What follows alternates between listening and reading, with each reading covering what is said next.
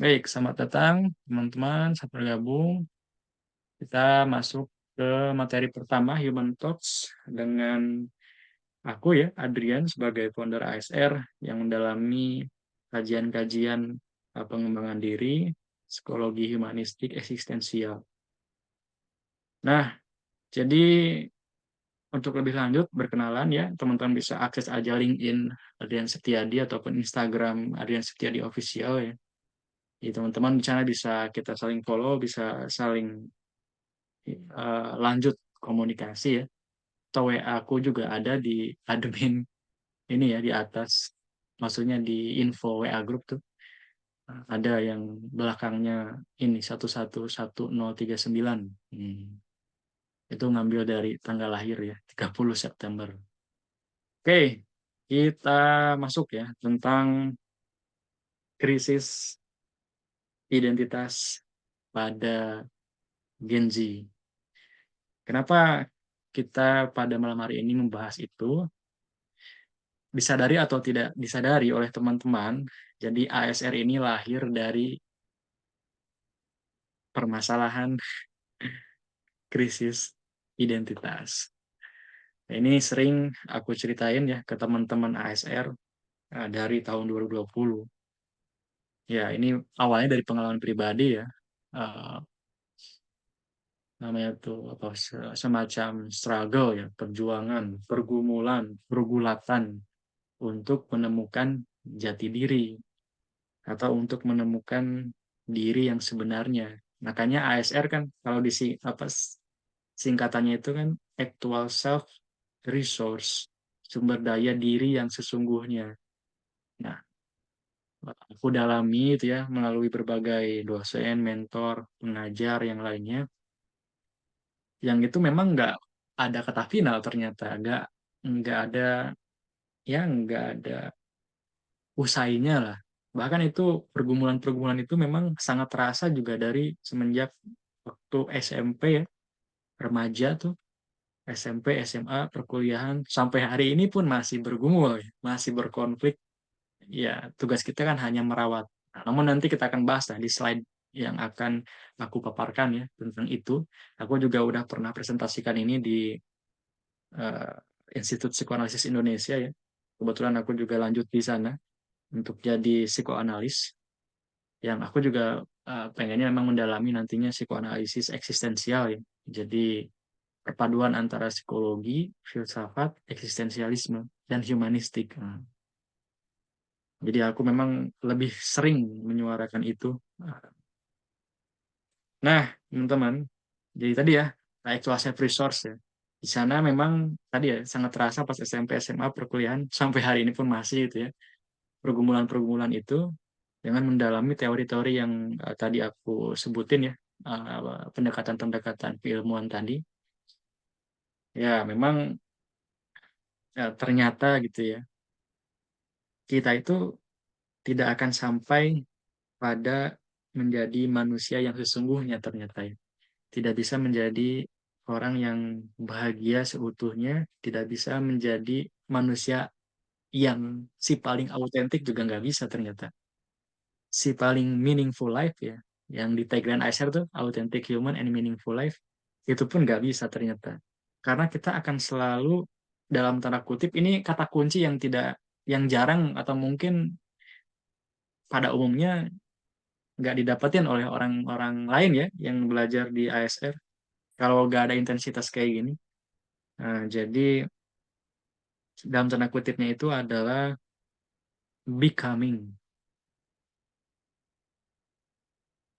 Kita itu akan selalu menjadi atau berprogres, berproses, atau ya bahasanya kurang lebih itulah. Jadi tidak akan pernah mencapai seutuhnya. Karena seutuhnya itu akan kita dapatkan ketika afterlife. Makanya eh, bahasan-bahasan eksistensial humanistik kalau teman-teman pernah pelajari yang di pertemuan pertama denganku di member development program. Nah, di sana ada tugas yang kayak kematian gitu ya, menyiapkan diri gitu. Itu memang eh, renungan-renungan para pemikir eksistensialis ya. Nah, jadi memang ada namanya, salah satunya itu kalau nggak salah eh, ya Martin Heidegger gitu. Jadi dia mengatakan kita akan menjadi manusia autentik atau autentik ya ketika kita mati gitu. Ketika kita afterlife, ketika kita sudah selesai jadi manusia, ya maka kita akan disebut autentik. Kenapa? Karena nanti kita akan dikenang oleh orang-orang lain yang masih hidup. Nah, ya seperti nanti aku akan beberapa cerita ya tentang eh, ya sedikit tokoh lah gitu ya.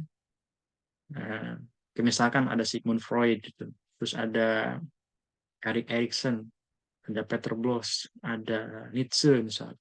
Terus ada Viktor Frankl, Abraham Maslow. Nah, kita ingat tuh teori-teori psikologi ataupun filsafat kayak gitu, ya mereka memang udah autentik karena ya sudah tiada gitu, sudah tiada dan menghasilkan karya-karya. Makanya salah satu keautentikan kita itu dibuktikan secara empiris melalui karya. Atau kalau tidak melalui karya tulis, ya itu melalui eh, sebuah gerakan ya. Misalkan salah satunya buku misalkan ini ya ASR. Ya, lalu mungkin buku ya artikel jurnal atau mungkin konten digital ya di sosmed. Nah, apalagi Gen Z ya sekarang karyanya itu melalui ya, video gitu ya. Lalu ada semacam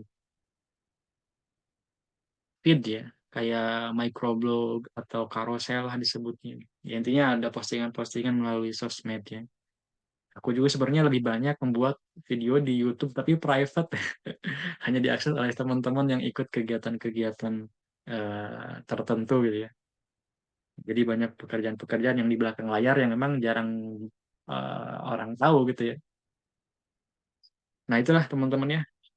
Jadi memang krisis identitas Gen Z ini sangat penting sekali dibahas. Ya. Selain berdasarkan bukti empiris pengalaman pribadi, ya, lalu juga menggerakkan komunitas ya di ASR ini, lalu juga melalui sedikit karya yang sudah diterbitkan melalui jurnal Psikoanalisis Indonesia. Nah, aku akan sharing lah sedikit-sedikit ya di sini.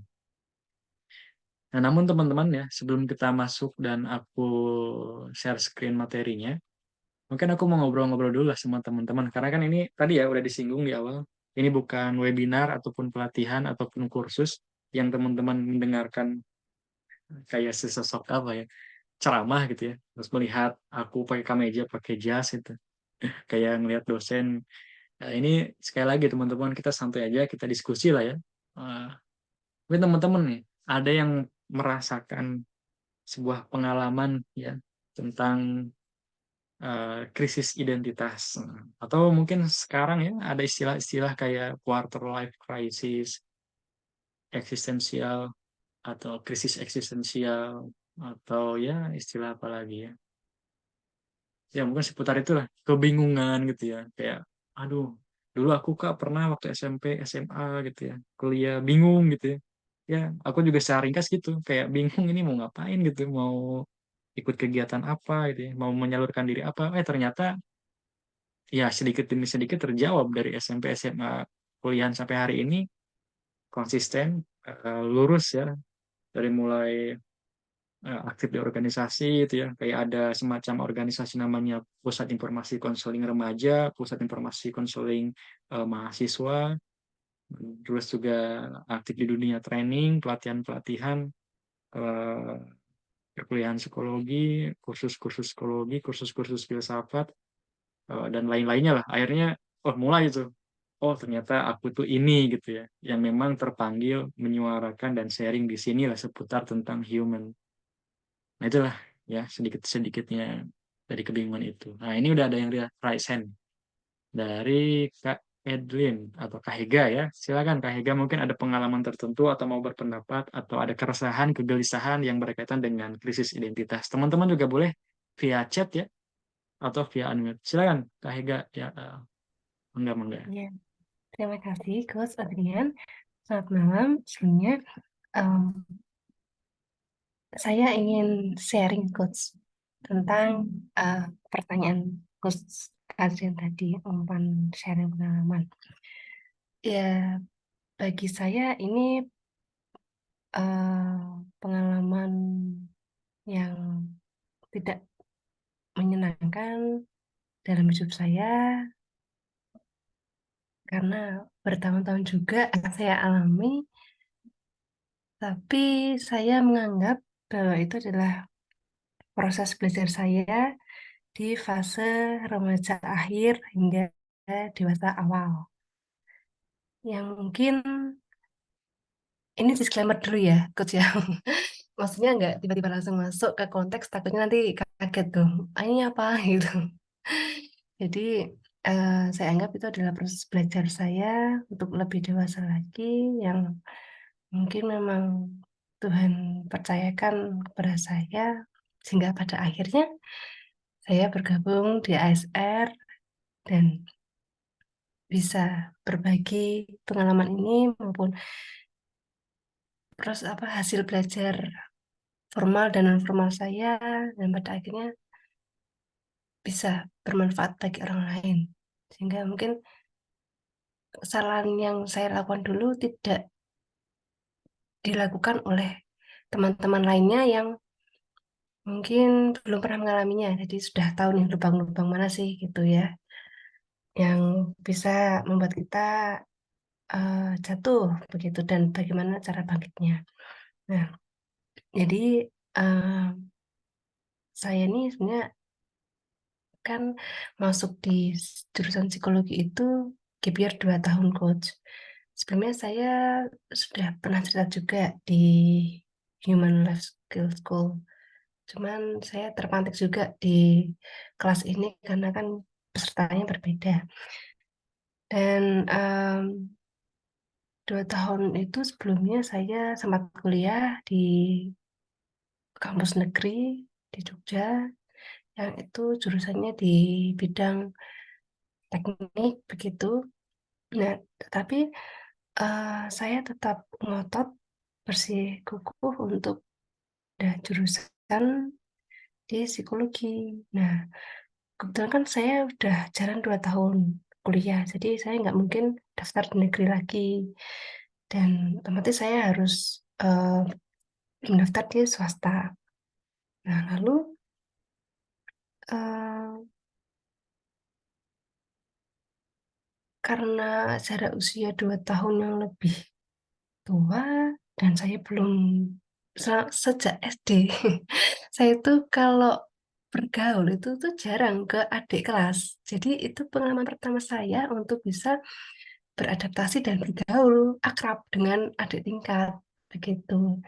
Nah, ada gap usia, lalu ada gap budaya kuliah dari negeri ke swasta yang kalau di negeri itu biasanya kaku, begitu formal sekali. Nah, kalau di swasta tuh lebih santai dan lebih, fleksibel begitu.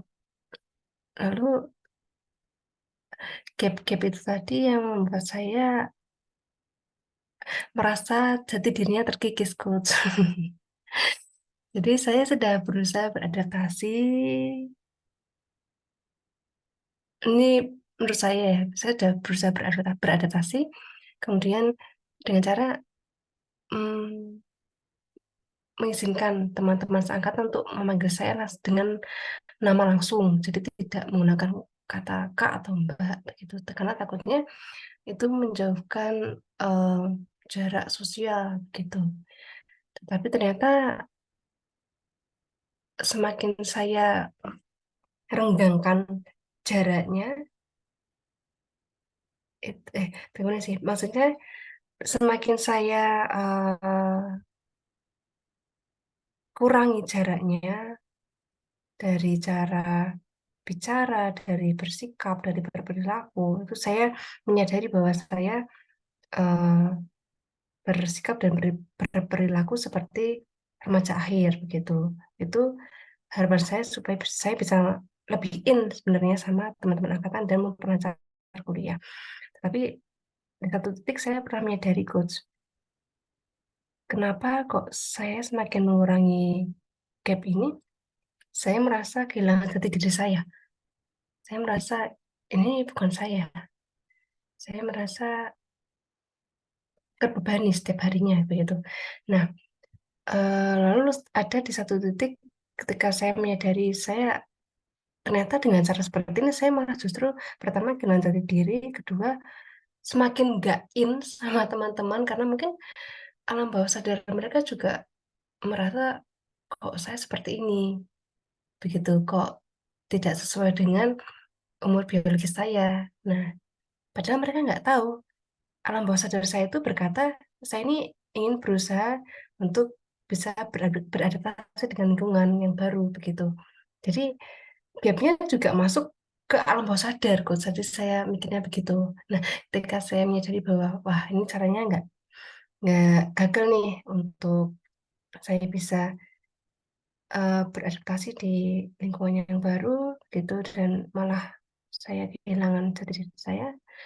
Nah, akhirnya saya memutuskan untuk ya sudah saya eh, tidak terlalu tidak terlalu masuk dalam pergaulan teman-teman seangkatan. Saya memilih independen dan ketika saya independen coach itu justru malah saya bisa lebih in dengan teman-teman angkatan. Saya kaget. Saya saya mikir, saya mengevaluasi bahwa kenapa ketika saya tidak terlalu berusaha untuk beradaptasi, justru saya merasa lebih bisa in sama teman-teman, lebih bisa nyambung begitu.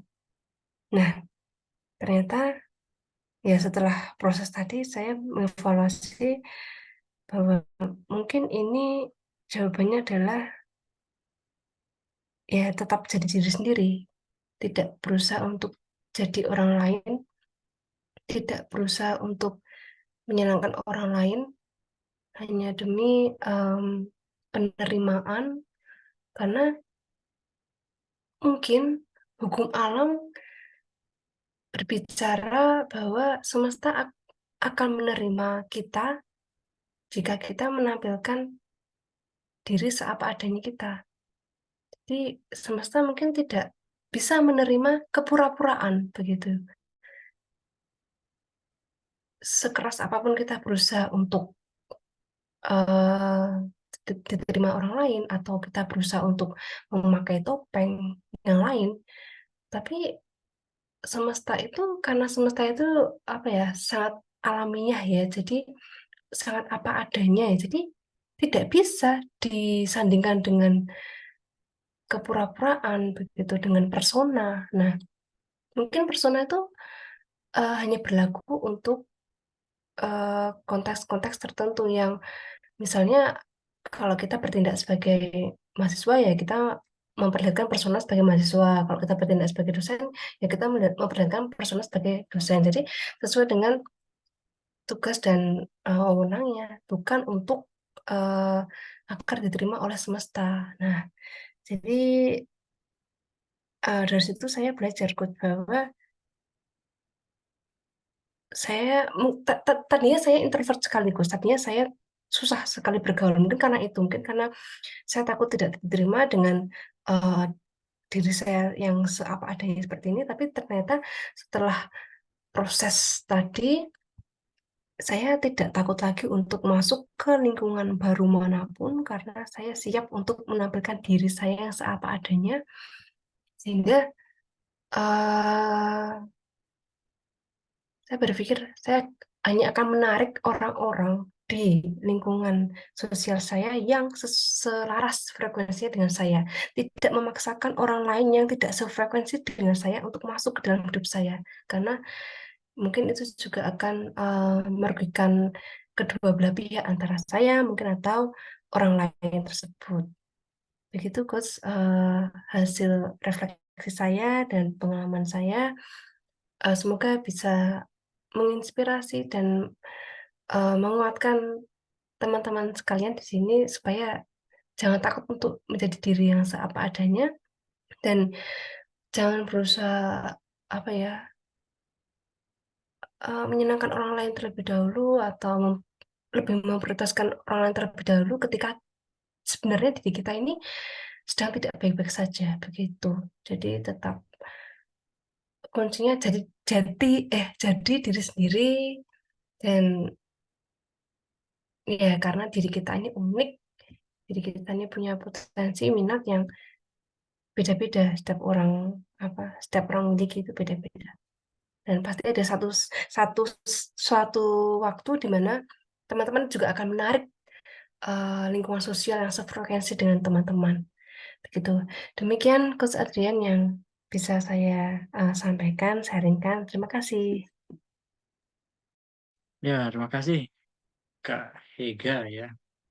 Menarik dari cerita-cerita barusan ya, yang memang pada akhirnya kita perlu memberanikan diri, mengekspresikan diri dimanapun, menjadi diri autentik, ya, diri yang sebenarnya, diri yang apa adanya, supaya kita dalam tanda kutip ya tidak terus membohongi diri. Jadi ini menarik ya, tadi nyambung sama quotes yang udah diupload uh, dari RD Line ya. Ini salah satu tokoh eksistensialis juga yang tadi sudah diupload melalui Instagram. Jadi katanya itu eh, manusia tampaknya memiliki kapasitas yang hampir tak terbatas untuk menipu diri mereka sendiri. Bahkan diulang dua kali kata menipu diri mereka sendiri ini. Dan menipu diri mereka sendiri untuk menerima kebohongan mereka sendiri sebagai kebenaran. Ini juga pernah dibahas kemarin ya di kelas sama Coach Haru, yang memang seperti kita nggak pede ya, atau kurang percaya diri, insecure, mental block ya.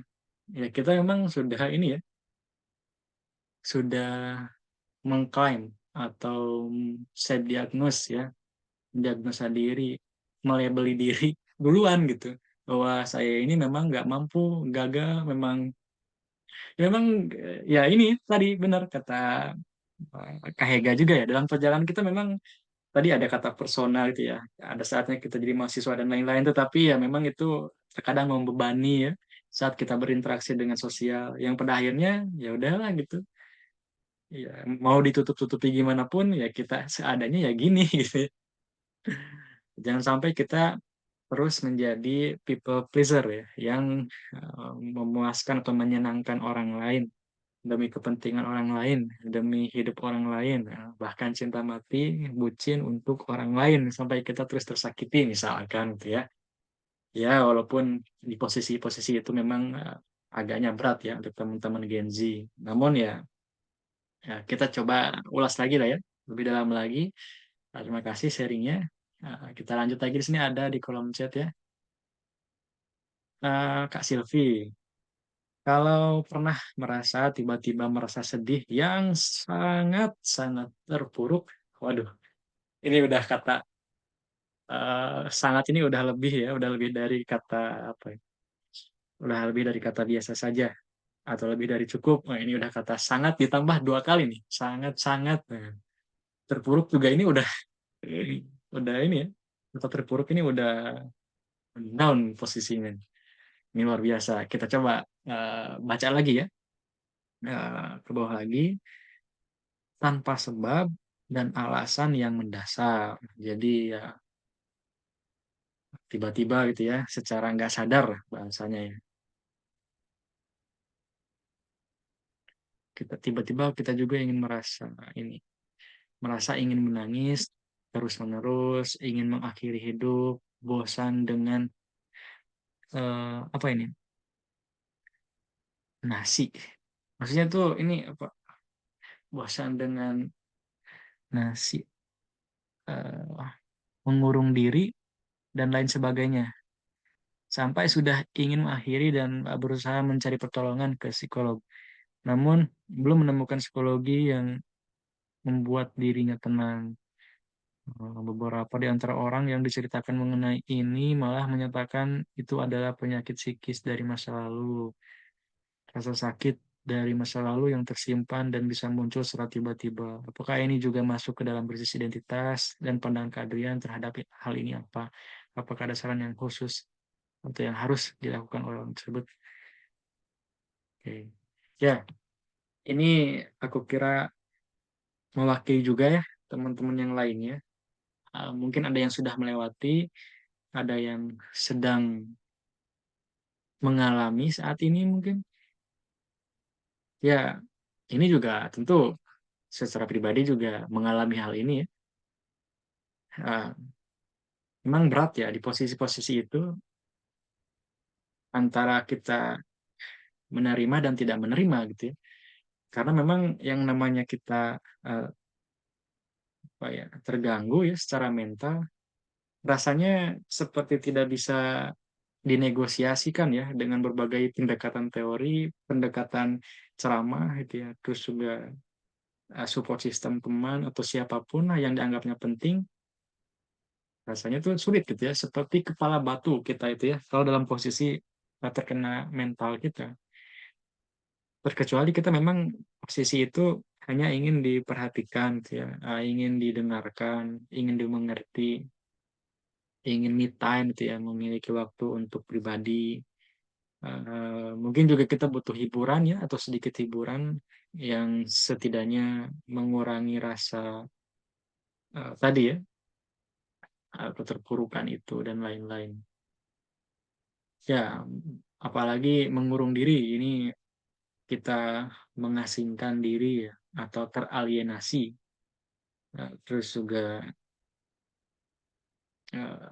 namanya kita merasa juga eh, ya di tengah-tengah keramaian selalu merasakan kesepian. Ini kalau bahasanya Soren Kierkegaard, the crowd ya.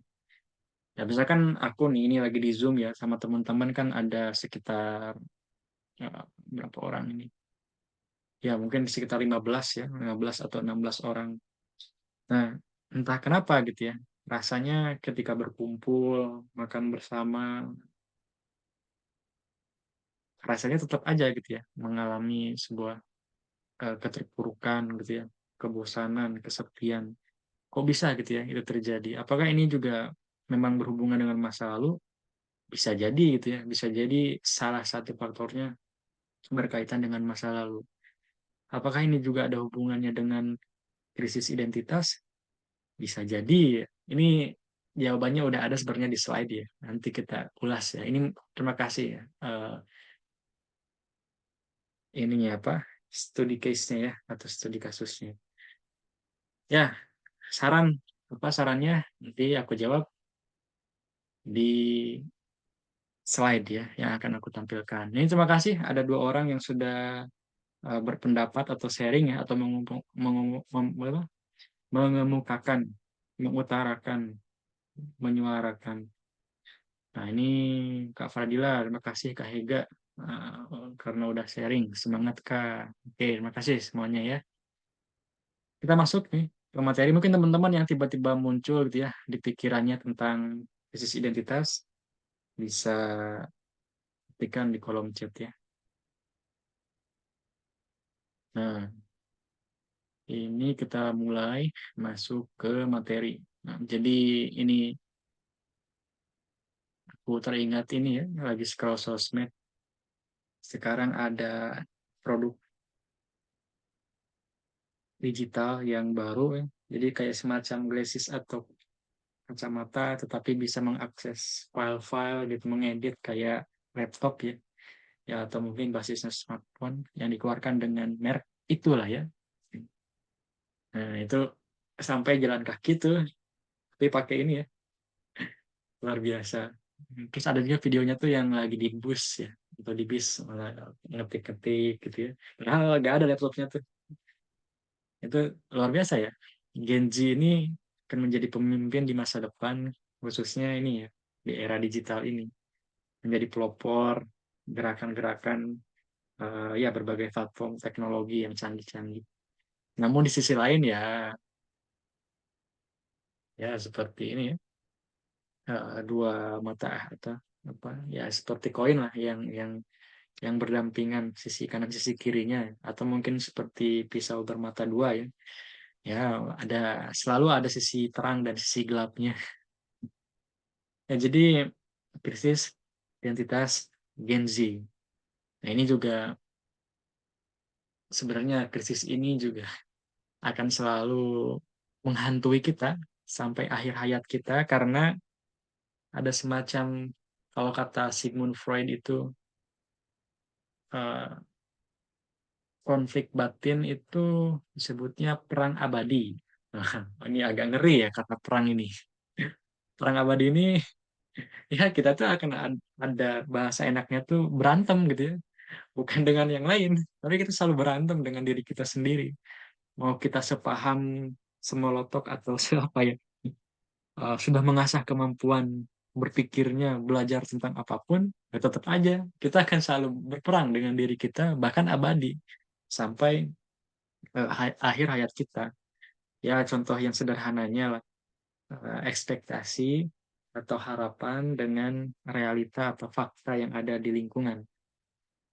Kan banyak ya, kayak ada bahasa-bahasa, eh, ya tadi aku berharap sih kamu bisa hadir jam 8 tadi aku soalnya udah nunggu lama di kafe A gitu ya. Oh kamu tiba-tiba baru datang jam 9 gitu. Ini kan ada rasa kekecewaan ya. Lalu juga kita mencita-citakan ingin menjadi seorang profesi tentara misalkan atau menjadi guru.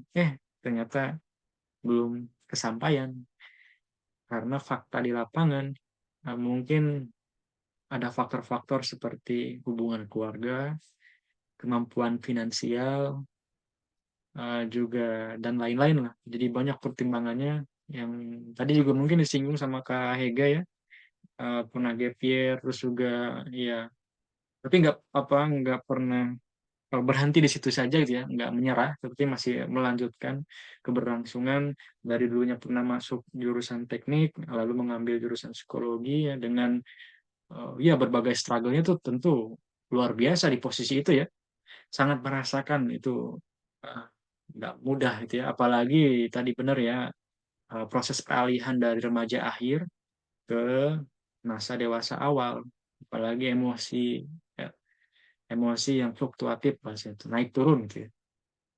Itu luar biasa ya masa muda itu. Apalagi kita selalu ada namanya, kalau kata Sigmund Freud itu, principle pleasure. Jadi ada semacam prinsip kesenangan biologis yang memuaskan. Kayak diajak temen, yuk kita mabuk, ayo gitu ya. Yuk kita dugem. Kita ini rasanya tuh, yuk kita nongkrong, kita healing, kita ini, kita itu. Oh, banyak banget gitu ya. Ekspektasi harapan-harapan dari orang lain, keluarga, diri sendiri, yang kadang juga nggak sesuai gitu ya dengan fakta kenyataannya, kayak misalkan uang tadi ya, dan lain-lain. Tetapi rasanya jiwa muda ini, Gen Z ini, ya butuh hiburan terus gitu ya, butuh hiburan, butuh kesenangan, dan lain-lain lah. Ya, cobalah kita akan ulas ya di slide selanjutnya. Nanti bisa keburu habis waktu. Nah, kita lanjut. Nah, daftar bahasan kita, apa sih Gen Z itu? Siapa ya? Kalau dapat didefinisikan, apa itu Gen Z dan Strawberry Generation itu apa? Nah, lalu mengapa bisa krisis identitas dan gangguan mental? Lalu bagaimana cara mengatasi atau merawatnya? Dan mari kita diskusikan. Ya, jadi seperti biasa pendahuluan. Jadi masih baru lah ya, hangat. Tahun 2023, sekitar Juli sampai Agustus, dari Health Service Monitor. Kesehatan mental ini menjadi satu dari sederet masalah kesehatan yang paling disoroti oleh banyak orang di belahan dunia. Ini udah urgent ya. Ini merupakan temuan juga dalam surveinya Ipsos Global ya. Nah, yang pertama ini kesehatan mental ya yang dikhawatirkan oleh banyak orang. Yang kedua kanker, yang ketiga stres, keempat obesitas, penyalahan penyalahgunaan narkoba, lalu juga di bawahnya itu ada penyakit jantung dan lain-lain. Tapi yang paling utama mental health. Makanya kenapa pas dimulai trending viralnya tuh rame-ramenya pas itu ya, zaman ini periode pandemi COVID-19 sekitaran tahun 2020-an ya. Sebenarnya pasca pandemi sampai sekarang juga malah semakin menjadi-jadi ya. Eh, coba cek dulu lah di slide selanjutnya ya. Nah, ini lalu kenapa yang sering dihubungkan itu dengan Gen Z terus? Kayaknya dikit-dikit disalahin Gen Z lagi. Bahkan ASR juga mewadahi memang tujuan utamanya adalah Gen Z itu atau Gen Z ya. Nah, makanya sekarang kita masih cukup atau sedikit konsisten ya, baru berjalan umur ini ya, mungkin masih bayi ya, atau udah sekitar 3 tahun ini masih mungkin masih belajar toilet training gitu ya. Masih ya belum inilah belum belum dewasa gitu ya kalau diusiakan manusia. Nah ini Gen Z ini paling banyak menganggap kondisi kesehatan mental buruk ya berdasarkan hasil survei dari McKinsey Health Institute terhadap 41.960 orang di 26 negara. Wah ini banyak banget ya 26 negara ini ambil sampelnya. Ada 18% responden kelahiran tahun 97 sampai 2012. Jadi Gen Z ini siapa gitu? Ini sering dikaitkan dengan lahiran tahun 97 sampai 2012. Kadang juga ada perspektif lain dari tahun 95 sampai 2010. Intinya sekitaran inilah ya. Mungkin teman-teman di sini kecenderungan Gen Z ya, mungkin ya, kecenderungan Gen Z. Nah, jadi eh,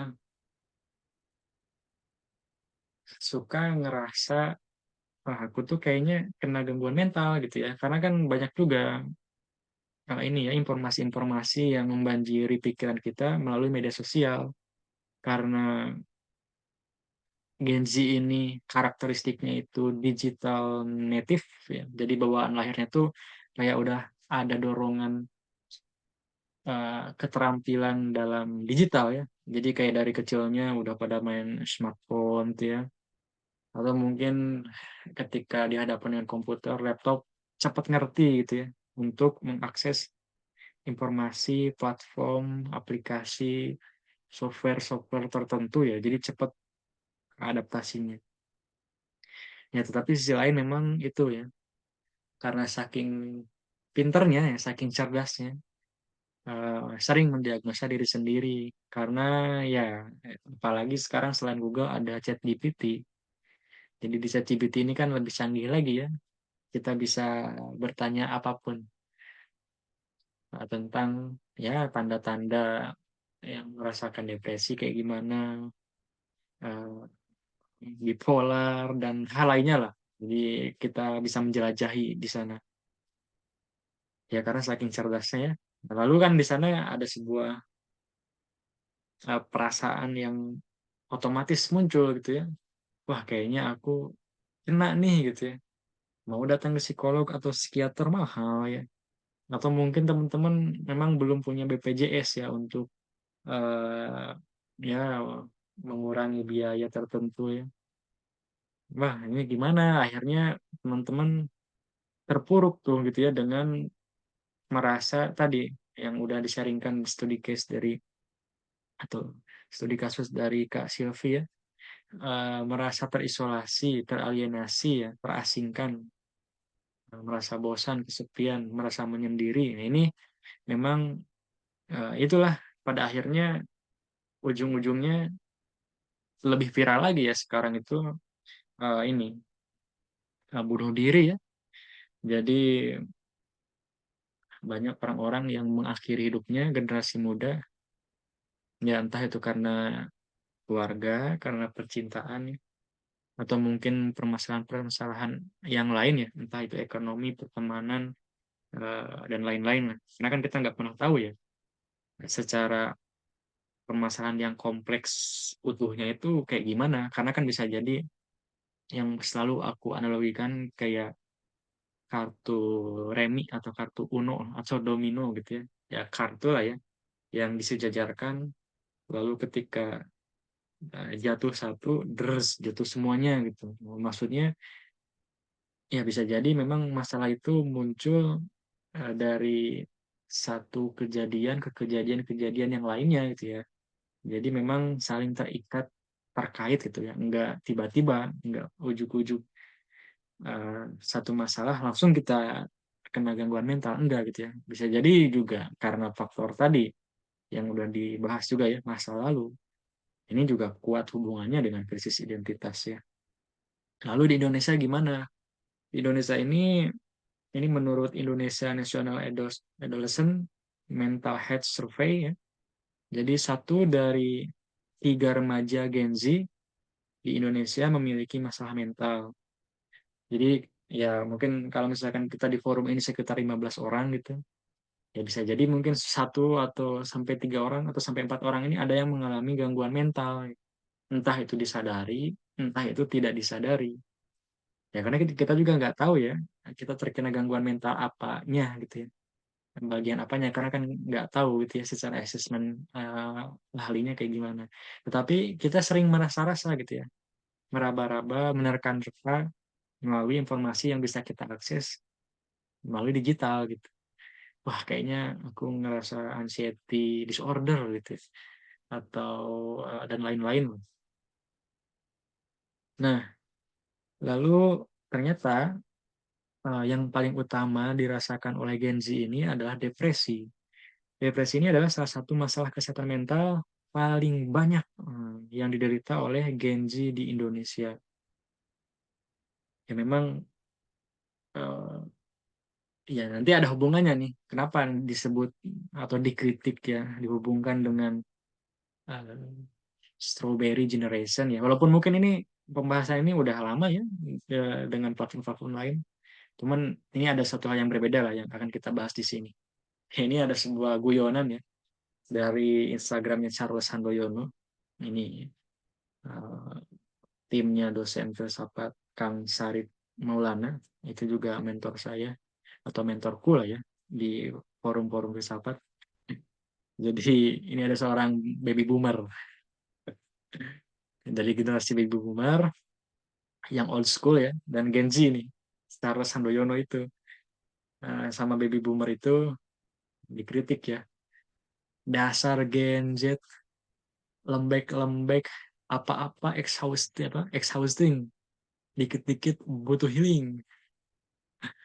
Terus kayak si Gen Z-nya itu kalau kita ngerasainnya kayak apaan sih lu gitu ya, tentang senior.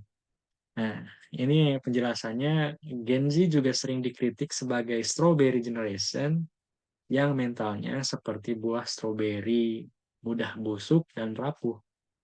Ini dibuktikan secara empiris ya dengan karakteristik mudah menyerah, sering mengeluh, butuh healing, apapun diceritakan di sosmed, mengklaim diri terkena gangguan mental ya atau self diagnose, bahkan selalu merasa dirinya itu paling capek, paling menderita.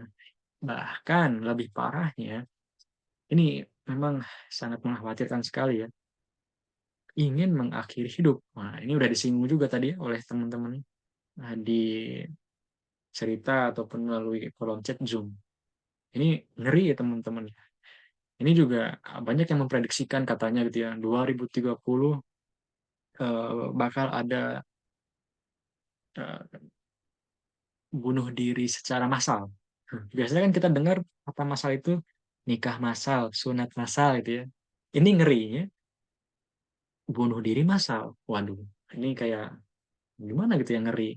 Tapi ternyata jangankan diprediksi 2030, tiap tahun orang-orang yang bunuh diri itu ada juga yang sekeluarga ini miris banget ya. Ada juga yang memang ya loncat dari lantai tinggi dan ada yang menggantungkan diri di toilet gitu ya. ada yang minum sesuatu yang merusak pencernaannya ya, ada yang menggunakan, eee, entah pisau atau irisan kaca, membeset-beset, ya apapun lah untuk merusak, melukai diri kita gitu ya.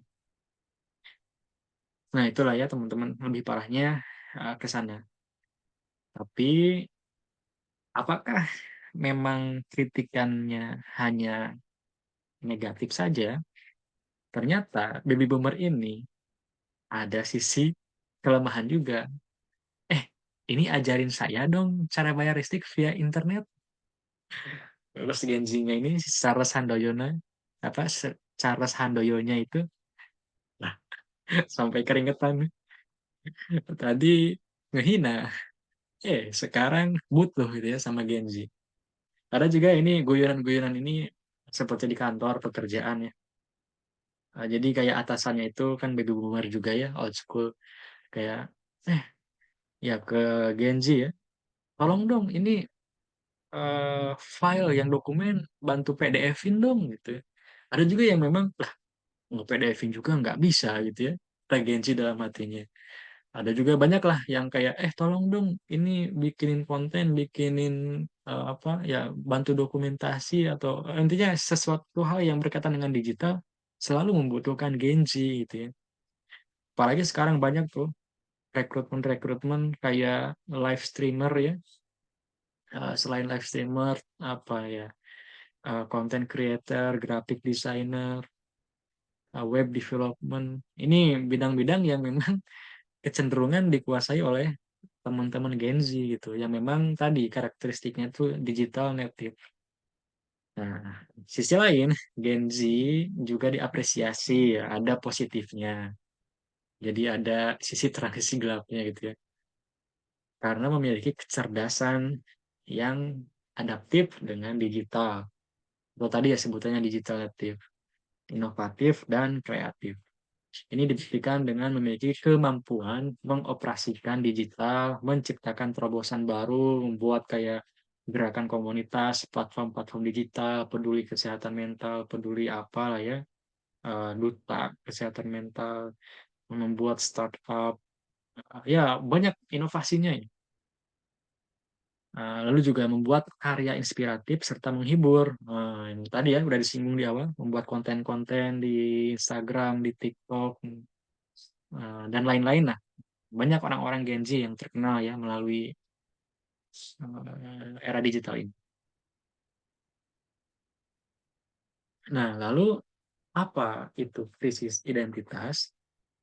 Memang krisis identitas ini, eh, kalau dulu kan nggak ada ya kata Gen Z itu, maksudnya bukan nggak ada, tetapi lebih tepatnya belum populer lah bahasa generasi Z atau Z generation tuh ya. Atau juga ada yang mengatakannya Zillennial. Ya, jadi setelah milenial atau setelah generasi X. Ini memang, eh, kalau dulu mah ya bahasanya ya adolescent atau remaja lah ya.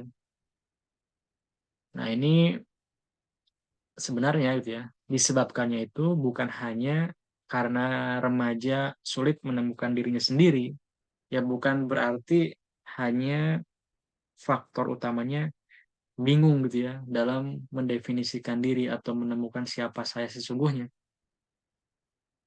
Tetapi ternyata dalam prosesnya dia harus, menemukan dirinya sendiri.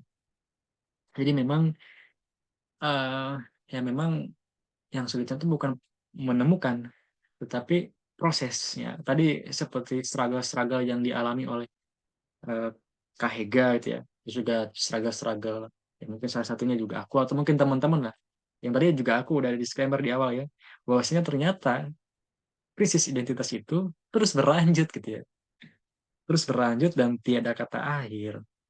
Karena ya tadi kata Freud ya, perang abadi, konflik batin di dalam diri kita yang selalu dihadapkan dengan banyak pilihan, ekspektasi realita, dilematis, bimbang, galau gitu ya, dengan keadaan-keadaan yang tidak sesuai dengan, eee, harapan kita. Makanya dalam proses penemuannya ini, kalau kata Ini kalau nggak salah ya, dari teman-teman filsafat ST Priyarkara tuh, kata-kata itu membelum. Ya. Manusia itu membelum. Atau tadi kataku, kalau kata-kata eksistensialis itu becoming, being. Ya. Selalu kita itu menjadi, itu, berproses, berprogres. Tidak akan pernah sampai kita menjadi benar-benar manusia, kecuali kita afterlife, ketika kita sudah meninggal. Ketika kita benar-benar, oh ternyata Kak Hega ini memang banyak banget karyanya gitu ya, berdampak membuat sebuah gerakan yang selalu diingat dan diulang-ulang. Nah, dulu aku belajar ke Kak Hega, ya menurut Kak Hega, menurut Kak Hega, menurut Kak Hega, jadi di mana-mana itu ada aja kata kutipan-kutipan Kak Hega ya. Selalu kayak aku gitu ya, ngutip lagi Sigmund Freud, ngutip lagi Nietzsche, ngutip lagi tokoh-tokoh tertentu, ya itu memang mereka sudah afterlife ya, sudah autentik ya. Nah, makanya yang masih hidup di dunia ini ya akan selalu dikatakan membelum. Nah, lalu menurut Kramer, ya ini udah sangat lama ya, tahun 58. eh, jadi melihat sebuah pengalaman identitas ya sebagai menemukan diri sendiri ini dengan menyakitkan terpisah dari lingkungannya yang biasa, sendirian, dan dipaksa untuk mengandalkan sumber dayanya sendiri. Pengalaman keterpisahan dari objek cinta pertama, yaitu ibu ya, dan sensasi kesendirian adalah salah satu faktor dalam penciptaan rasa identitas. Tanpa pemisahan ini, tidak ada otonomi sejati atau kemandirian ego atau superego yang mungkin, dan karenanya tidak ada rasa identitas sejati yang dapat dicapai. Jadi maksudnya gini teman-teman, mungkin ini ada yang bingung ya bahasanya, memang ini belum aku mudahkan ya, belum aku simpelkan bahasa di PowerPoint ya. Ini aku ngambil langsung dari artikel jurnalnya. Nah, jadi maksudnya di sini memang seorang anak ini kan cita pertamanya adalah orang tua ya, khususnya ibu. Nah, tentu ada rasa sakit nih seorang anak ini karena secara dipaksa gitu ya harus memisahkan objek. Objek itu kan yang lain ya. Atau ya ibu tadi, kita memisahkan diri secara terpaksa untuk otonomi. Otonomi ini kan artinya ya kita harus bisa berdiri di kaki sendiri lah ya. Atau harus harus ya harus dewasa lah ya. Harus bisa mandiri melakukan aktivitas tanpa 100% bimbingan dan pengawasan dari orang tua kita. Nah, ini memang menyakitkan karena biasanya ada rasa-rasa kayak kesepian, merasa sendiri ketika kita terpisah tuh dengan orang tua. Kayak misalkan teman-teman tuh, ada yang rumahnya misah gitu ya, ada yang merantau, ngontrak atau apapun lah sebutannya ya. Intinya terpisah dari orang tua. Itu ada rasa sakit, ada rasa ya kerinduan. Wah, dulu mah gitu ya, pas masih anak-anak ABC dan lain-lain lah gitu ya. Ya ini pengalaman subjektif ya, subjektif. Jadi setiap orang ya bisa aja ada yang positif ya, tapi bisa aja sebaliknya gitu ya. Ini kita nggak pernah tahu. Tetapi sejatinya kita memang pas anak-anak itu saat kita memisahkan diri secara terpaksa gitu ya untuk mengenali diri ya memang sakit gitu. Nah, lalu ada istilah ini ego dan super ego ya. Ini sebenarnya udah pernah dibahas ya di tiga angkatan Human School, khususnya di materi tentang psikoanalisis dan metapsikologi, ataupun mungkin psikologi dan kesehatan mental ya. Ini dibawakan oleh Freud. Eh, Ego ini diartikan bukan egois ya, bukan mementingkan diri sendiri, tapi lebih ke netral kalau di psikoanalisis ini. Ego ini artinya kan aku atau saya. Jadi netral teman-teman ya. Nah, bukan mementingkan diri sendiri ya. Justru ego ini akan semacam kontrol diri ya, kontrol diri, self control untuk menimbang seperti mana yang baik untuk aku, mana yang buruk, mana yang harus aku lakukan, mana yang enggak harus aku lakukan gitu. Nah, ini kan si ego ini eh, ketik apa itu akan sangat kuat berfungsi ketika kita memisahkan diri dari orang tua. Lalu ada istilahnya super ego ya. Super ego ini sebenarnya kalau dalam buku Sigmund Freud ya, eh, memang tidak ada super ego di judul bukunya gitu ya. Padahal asli bukunya itu The Id and Ego. Nggak ada super egonya. Cuman kalau di Indonesia kan selalu ditambah dengan super ego. Ya memang ada, tetapi itu tuh bagian dari ego. Makanya di sini bukan dan, tetapi atau. Jadi ego atau super ego. Super ego ini memang lahir ya, dari ego gitu ya. Memisahkan dari ego atau masih bagian dari ego. Kenapa ada kata super?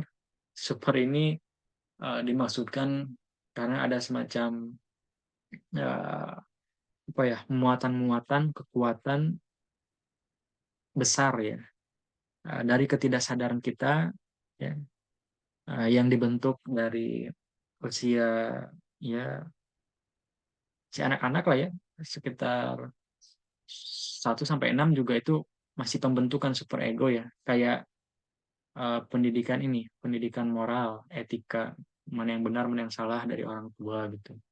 Kayak eh, tidak boleh gitu ya, misalnya jangan, atau ya intinya ada ini lah, ada arahan-arahan ya dari orang tua melalui parenting masing-masing gitu ya. Nah, mana yang boleh, mana yang nggak boleh. Nah itu terbentuk tuh di super ego. Tapi ini sebenarnya kalau aku bahas ini kayaknya panjangan teman-teman. Ini bahas tentang ego super ego ini karena ada juga pembahasan tentang id ya. Bentar ya, aku coba pertimbangkan dulu karena sekarang udah jam 20.50. Semoga ini teman-teman men-trigger semakin penasaran untuk belajar di ASR ya. Jadi intinya tuh ya ada namanya struktur kepribadian di psikoanalisis ya. Ada id, ego, super ego. Cuma nanti aku jawab apa aku bahas lagi lah di pertemuan yang nanti lah ya. Mungkin di Sabtu-Sabtu yang lain lah.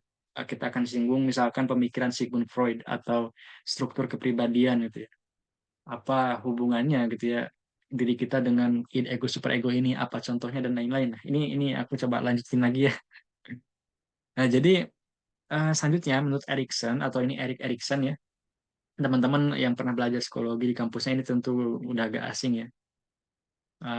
Jadi krisis pada masa adolensi ini, krisis ini dapat menghasilkan pembentukan identitas ego dan juga dapat mengakibatkan timbulnya kasus-kasus patologis ya atau gangguan mental kita bahkan kehilangan diri.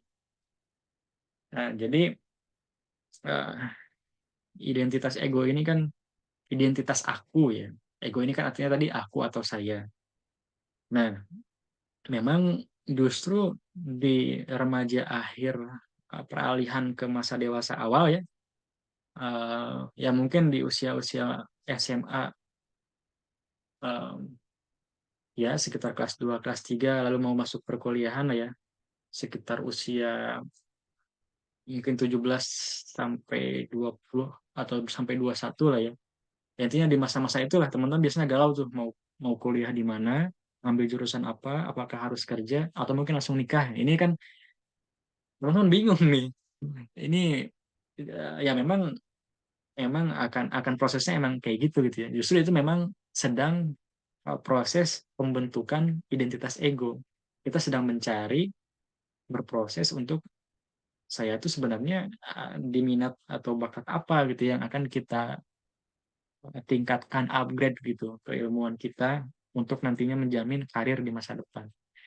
Lalu, namun di sisi lain kita juga memang dari proses pembentukan ego itu akan terjadinya semacam kasus-kasus patologis ya, gangguan-gangguan mental.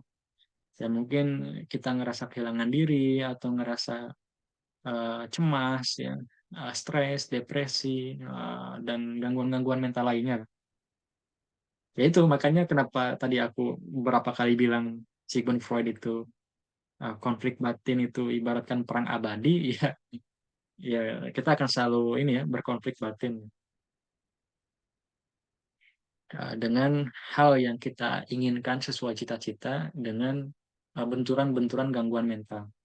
Lalu ini sebenarnya fase perkembangan ini menurut apa ya beberapa tokoh gitu ya. Ini tuh sebenarnya banyak ya, cuman aku ambil yang langsung ke remaja akhir ya, yang fokus pada Gen Z-nya.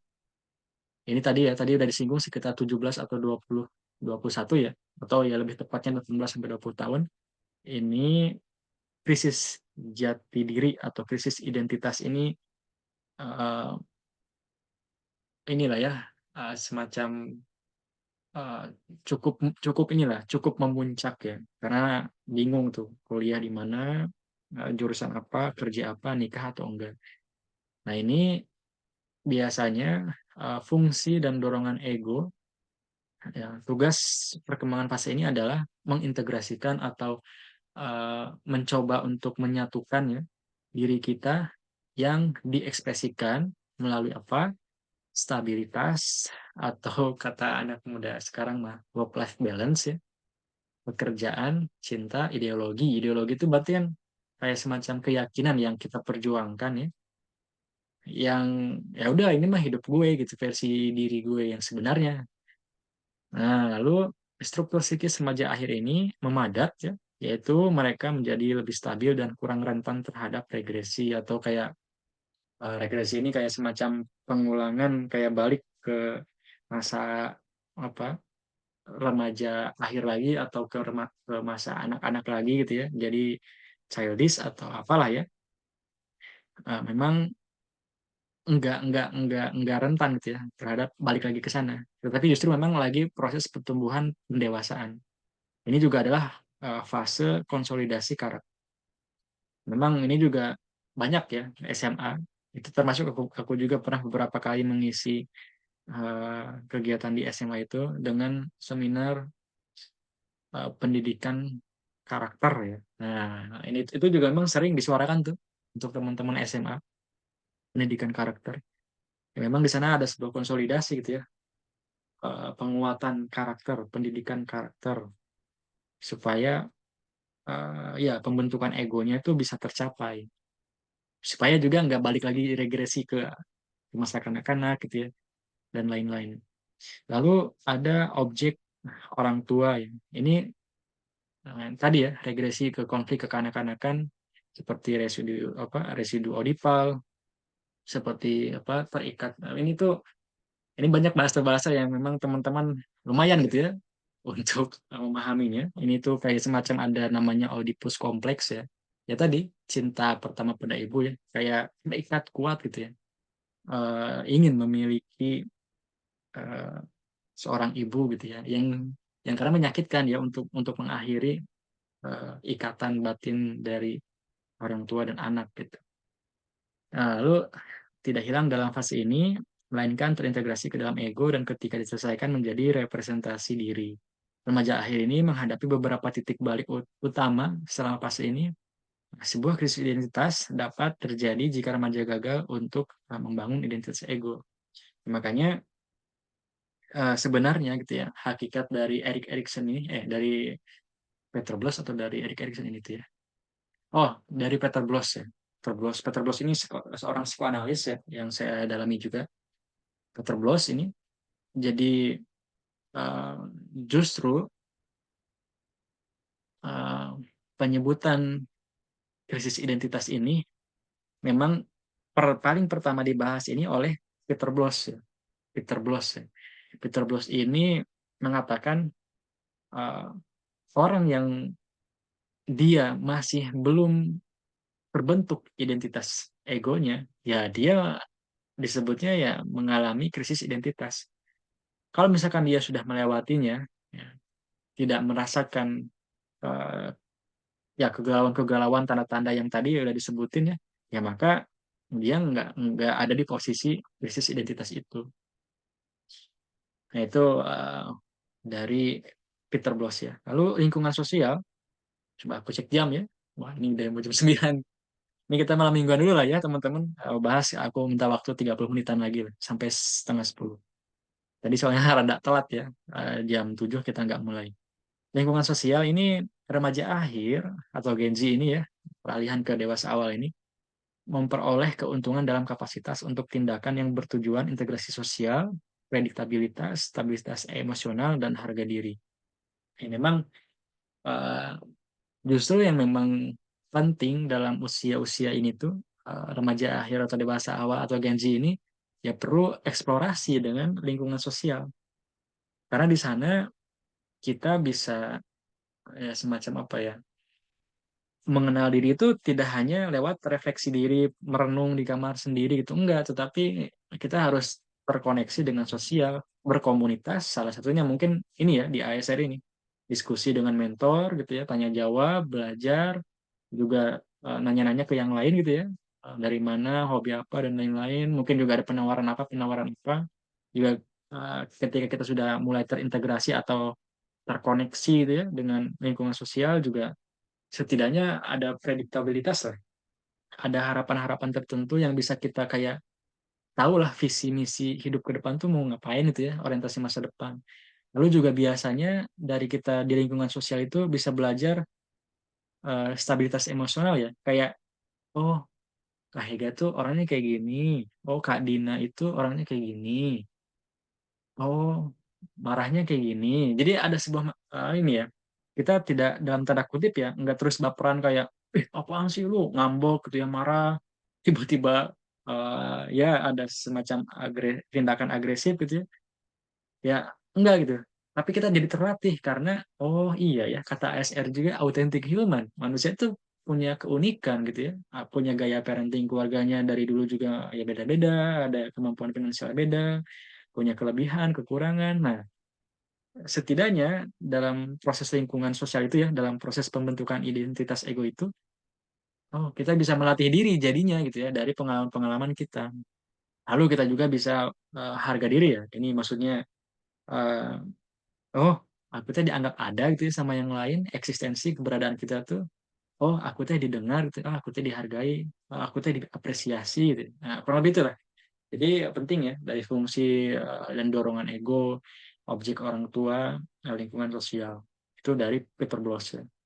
Ini jarang teman-teman ya kalau teman-teman cari referensi di internet itu karena buku-bukunya bahasa Inggris. Lalu, nah ini mungkin ini yang banyak ya diketahui oleh banyak orang yang belajar tentang entah itu di perguruan ya atau mungkin psikologi atau jurusan lainnya. Ini menurut Erik Erikson ya. Ini siklusnya kelima nih. Berarti ada siklusnya banyak ya. Cuman aku nggak bahas lah. Mungkin nanti lah. Misalkan membahas tentang fase ini, fase itulah, gitu ya. Kita ini sesuai kebutuhan saja. Jadi siklus kelima ini menurut Erik Erikson eh, apa namanya identitas versus kebingungan identitas. Nah, jadi usia 9 atau 12 tahun hingga 25 tahun, nah, teman-teman tuh yang sekarang masih usianya ini 25 tahun. Nah, ini mungkin ya teman-teman sedang masih merasakan kebingungan identitas. Nah, bahkan nggak hanya krisis identitas tetapi quarter life crisis ya. Jadi seperempat abad uh, kehidupan ya. Nah, jadi hal ini sesuai dengan fase perkembangan remaja dan fase pubertas. Nah, ini juga menjadi PR aku ya sebagai founder ASR. Makanya di Human School keempat bulan Juni nanti, aku masukin tentang parenting and development psychology. Jadi belajar tentang psikologi perkembangan ya. Ya itu sesuai kebutuhan lah teman-teman. Yang bisa membantu teman-teman dalam memahami sebagai calon orang tua ataupun sebagai orang tua. Nah, jadi fase di mana perubahan hormonal menjadi dominan, remaja berjuang mencari seperangkat peran yang sesuai dengan konteks sosial mereka dan kebutuhan mereka untuk menemukan tempat yang layak untuk dirinya sendiri dalam masyarakat. Makanya tadi betul ya, kayak kita tuh udah menempatkan diri, aduh, mau gaul di mana sama siapa gitu ya, nyamannya di mana, terus aku merasa dihargai di mana, merasa bertumbuh dan berkembang di mana. Ini tuh memang ya kita rasakan terus-terusan ya. Wah, aku mah gak suka di tempat pekerjaan itu, pengen resign. Kenapa? Burnout nih gitu ya. Atau toxic, toxic relationship. Bahasa-bahasa Gen Z ya, udah keren-keren. Ya memang ya begitulah adanya gitu ya. Berarti artinya kalau kita udah mengatakan hal-hal yang berkaitan dengan toxic, wah ada gangguan inilah, aku ngerasa kesepian, ngerasa gak dihargai. Artinya mungkin teman-teman masih merasakan krisis identitas ya. Karena ya berarti pembentukan identitas egonya belum selesai gitu. Nah, lalu dengan perubahan tubuh yang cepat ya, jadi ada ya tubuh kita kan berubah cepat ya. Remaja muda ini menjadi lebih tertarik pada bagaimana mereka memandang orang lain daripada dengan siapa mereka sebenarnya. Nah, ini mungkin ya kita bisa amati lah dalam kehidupan sehari-hari. Ini enggak semua orang ya teman-teman. Sekali lagi ini enggak semua orang, tapi ada kecenderungan orang-orang ini ada eh, ketertarikan ya dalam menilai, memandang, mempersepsi orang lain. Si itu hebat, si itu ganteng ya, cantik, suka sama opa itu gitu ya. Seandainya aku, wah, misalkan Mayor Teddy gitu ya, viral gitu ya, Mayor Teddy atau siapa gitu ya. Gitu kita kayak membayangkan, mengagumi gitu ya terhadap objek lain tuh. Tetapi ya sisi lain bisa jadi kita juga jadi terkena insecure ya, overthinking, self comparison ya, membanding-bandingkan diri dan lain-lain. Tetapi memang kita sebenarnya lebih tertarik dengan sesuatu hal yang visual ya, memandang orang lain. Lalu mereka juga disibukkan dengan bagaimana menghubungkan peran dan keterampilan yang ditanamkan sebelumnya dengan minat saat ini. Struktur psikologis mendasar yang terkait dengan siklus identitas adalah kesetiaan yang berkembang menjadi integritas ego yang tangguh, di mana orang lain memvalidasi persepsi remaja tentang kesamaan diri dan kontinuitas diri ya, atau keberlanjutan. Jadi memang pembentukan ego ini juga disebabkan oleh kesetiaan ya, loyalitas dari sebuah sahabatan atau bestie. Nah, biasanya apa ya, pengenalan diri yang lebih kuat itu melalui teman yang paling dekat gitu, yang biasa intensitas tuh. Nah, aku mau minta pendapat dong. Aku tuh lagi bingung nih, ini. Nah, biasanya orang yang paling dekat itu ya bisa ini ya, bisa berpengaruh lah dengan diri kita. Atau kalau dulu namanya itu apa, teman sebaya ya. Kalau pas SMP SMA sebutannya itu. Jadi kita tuh selalu punya teman curhat gitu ya, yang memang bisa memvalidasi. Kan biasanya kita suka kayak mengemis validasi ya.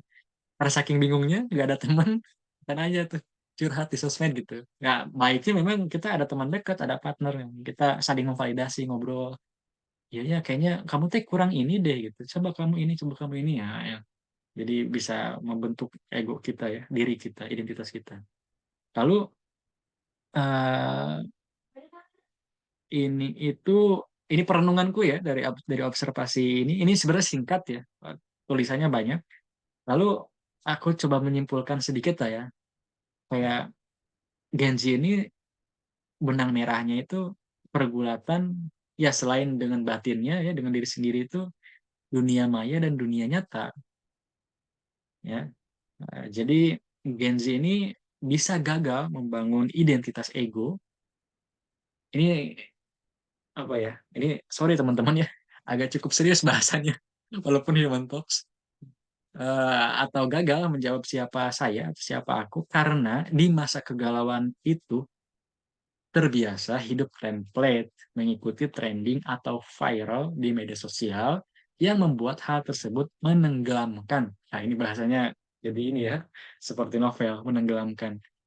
Eh, ya, tidak menunjukkan jati dirinya. Makanya kenapa orang-orang ini akan ini dibahas di bawahnya ada FOMO lah. Ini kita coba lanjutkan. Kita coba lanjutin ya. Genjet aktif menggunakan media sosial namun sulit bersosial di dunia nyata serta membuat dirinya kesepian dan teralienasi atau terasingkan yang terus menciptakan ilusi untuk menghibur dirinya. Ilusi ini artinya kan gimana ya? Ya kadang ada yang nyebutnya kan halu ya, ada yang menyebutnya dengan berfantasi, mengandaikan, berharap. Jadi kita tuh selalu uh, memunculkan bayangan-bayangan yang membuat kita merasa senang gitu ya. Makanya kenapa kita terus-terus scroll-scroll sosmed yang nggak ada ujungnya, nggak ada habisnya. Ya, karena kita sedang menciptakan ilusi yang nggak real, yaitu pada hidup orang lain gitu ya. Tetapi kita Iya, karena mungkin saking kesepian, saking galau, butuh hiburan dan lain-lain ya. Jadi kita terus menciptakan ilusi-ilusi yang nggak jelas gitu ya. Lalu berpikir dan bertindak instan, mendapatkan sesuatu kesenangan untuk memenuhi id-nya saja. Id ini kan tadi ya, uh, coba tadi ya, udah aku sebut namanya principle pleaser, uh, prinsip kesenangan. Jadi karena kita terdorong sebagai anak muda untuk memenuhi kepuasan kesenangan dirinya, maka pengen serba cepat. Misalkan promo A, promo B, 11, 22, 33. Wah, kita kan impulsif tuh, gak tahan gitu ya sama keranjang kuning, check out gitu ya. Yang tadinya, aku berjanji, aku mau hemat. Akhirnya malah malah nggak hemat gitu ya, malah ngabisin uang. Hedon lah gitu ya, untuk menghabiskan untuk lifestyle, gaya hidup, dan lain-lain. Pengen serba cepat, pengen sukses cepet-cepet, pengen usia 23 udah nikah, udah punya rumah, udah punya istana, udah jadi presiden, asal apalah ya, pengen percepatan terus menerus. Walaupun itu justru kalau menurut psikoanalisis ya, kalau kita dalami proses penyembuhan yang cepat atau kesuksesan yang cepat itu justru nggak baik. Kenapa? Karena ada efek samping lah teman-teman. Ada banyak efek samping kalau kita ingin serba cepat. Justru kita harusnya berproses itu step by step. Ya, yang namanya juga proses penyembuhannya kan harus satu-satu bertahap-tahap gitu ya. Bahkan psikoanalisis ini luar biasanya. Ya, banyak metodenya sebenarnya, cuman ada juga yang namanya perawatan psikoanalisis ya, sampai 600 sesi. Jadi di luar negeri itu untuk merawat kesehatan mental bertemu dengan psikoanalis itu bisa 600 kali. Berarti itu bisa jadi mungkin sampai 5 tahun ya, masih berkomunikasi dengan psikoanalisnya. Lalu apa itu psikoanalis? Apa itu psikoanalisis? Nah, mungkin nantilah teman-teman gabung aja di Human School ya. Nanti itu langsung dibahas oleh Pak Fahrun Siroj, Direktur Institut Psikoanalisis. Nah, beliau juga Institut Psikoanalisis ini udah diverifikasi oleh HIMSI ya, Himpunan Psikologi Indonesia. Beliau juga belajarnya langsung dari London, 4 tahun belajar tentang psikoanalisis. Jadi itu juga nanti dibahas lagi lebih lanjut lah. Nah, lalu Gen Z ini mengalami FOMO atau fear of missing out, yaitu memiliki karakteristik gaya hidup yang lebih sering menghabiskan waktu dengan handphone, ya, mengakses media sosial, merupakan hal yang penting, memperlihatkan sesuatu yang baik-baik saja, tidak menampilkan kelemahan mereka, mereka atau karena bagi mereka validasi orang lain mengenai dirinya sangatlah penting. Selanjutnya, hal tersebut juga menimbulkan reaksi psikologis seperti insecure, ya, overthinking, anxiety, stress, depression, insomnia, meaningless, mungkin sampai suicide ya, atau bunuh diri. Ya, ya weh gitu kita tuh kayak ngerasa cemas gitu. Aku tertinggal dengan hal-hal yang tren di media sosial. Ada ini ikutan ini, ada itu ikutan ini, pakai baju ini, pakai baju. Pokoknya nggak tahan gitu ya dengan hal-hal yang trending itu kalau dilewatkan tuh pokoknya cemas terus. Nah, ini juga bahaya sebenarnya. Nah, ini juga jadi pertanyaan ya, apakah identitas ego kita itu sudah terbentuk gitu? Mungkin masih krisis identitas karena kita ngikutin yang lain gitu. Makanya kemarin Coach Haru di materi tentang sosmed, tentang content creator and social branding, malah kenapa kita jadi selalu penikmat dan eh, konsumen dari produk konten digital. Ya, ayo terus kita mengagumi yang lain gitu. Tapi kita tidak memerhatikan dan mempedulikan diri kita sendiri untuk menjadi seorang prosumer atau ya kreator. Ya itu nanti lagi ya. Kita lanjut lagi. Ini terakhir lah teman-teman ya. Eh, Psikoanalisis bisa menjadi ini solusi berarti kita masuk ke solusi. Nah, maksudnya ini karena ini dari artikel jurnal psikoanalisis teman-teman.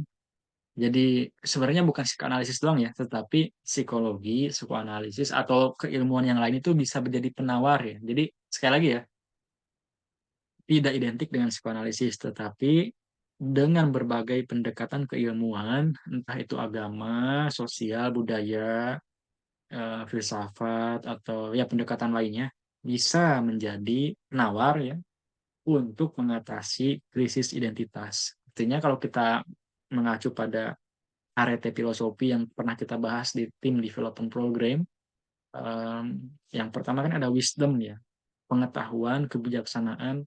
Ya artinya di sini tuh maksudnya kalau kita ingin mengatasi krisis identitas, maka kita perlu belajar gitu. Kita perlu mengakses ilmu pengetahuan untuk menjawab atau yang membentuk identitas ego kita. Ya salah satunya yang teman-teman pernah latihan di rehumanisasi eksistensial itu kan siapa saya itu merenung lah banyak pertanyaan itu sebenarnya membantu memfasilitasi teman-teman untuk menemukan diri yang sebenarnya yang sesuai dengan platform kita actual self resource atau ASR. Nah, atau juga bisa dapat berkonsultasi dengan psikoanalis, psikolog, psikiater, konselor, atau coach ya, atau terapis, atau ya sebutan lainnya lah. Mungkin ustadz juga boleh. Eh, Nah, ini jika memungkinkan juga bisa mempelajari tentang ilmunya gitu ya. Ilmu apapun dengan gaya bahasa yang mudah dipahami oleh Kenji. Nah, ini PR. ASR ini terkadang memang bahasanya ya gampang-gampang susah ya, masih menyesuaikan. Nah, karena kan Genji ini kan harus bisa ini ya, memahami dirinya dan memunculkan kesadaran supaya senantiasa dapat mengatasi krisis identitasnya. Makanya kan bahasa-bahasanya itu which is gitu ya, gue, lo, gitu. Eh, ya ini bahasa-bahasa campur jaksel ya. Ya kurang lebih itulah. Jadi harus disesuaikan dengan bahasa yang mudah dimengerti oleh Genji. Nah, ini sedang kita upayakan ya teman-teman. Masih berproses, tenang. Nah, aku juga kalau selalu menjelaskan ada pilihan-pilihan lain. Lalu memang kita itu kan tugasnya di visi misi ASR juga kan menyadarkan ketidaksadaran. Jadi bagaimana kita mengungkap ketidaksadaran yang tersimpan di masa lalu, dibawa ke masa ini sekarang supaya kita lebih sadar apa yang harus dijalani. Nah, ini juga ada lanjutannya, ada mindfulness, ada dan lain-lain lah. Jadi ada pembahasan banyak banget. Makanya dari perenungan ini, dari pembelajaran ini, aku membuat sebuah kurikulum yang memang di, dicurahkan di Human School. Nah, itu sebetulnya pergulatan batin diri gitu ya awalnya. Jadi teman-teman kalau pengen kenalan denganku, dalami aja ASR, ikuti semua kegiatannya, pasti terjawab, oh Kak Adrian tuh orangnya ini gitu, yang teman-teman pelajari gitu. Nah, selanjutnya dapat mengoptimalkan peran ego yang senantiasa berupaya untuk beradaptasi dengan dunia sosial dengan memenuhi tugas perkembangannya seperti mengintegrasikan atau mengkoneksikan ego diri ya ku yang diekspresikan melalui stabilitas dalam pekerjaan, cinta dan ideologi. Makanya ya, kenapa kita galau misalkan gara-gara belum dapat kerjaan, pengangguran, eh, atau kita ngerasa toksik di lingkungan kerja, kita nggak flow gitu ya, nggak menghayati pekerjaan ya, maka susah gitu ya untuk kita bisa memenuhi tugas perkembangan kita sebagai Gen Z ini. Makanya ya kalau bisa gitu ya, kalau bisa sesuai dengan kesukaan pekerjaan kita itu apa dan pekerjaan itu wajib gitu. Kita harus mengerjakan entah itu tugas-tugas ya entah tugas di kampus, tugas di rumah, tugas di komunitas, tugas di organisasi, pekerjaan bentuk apapun harus dilakukan.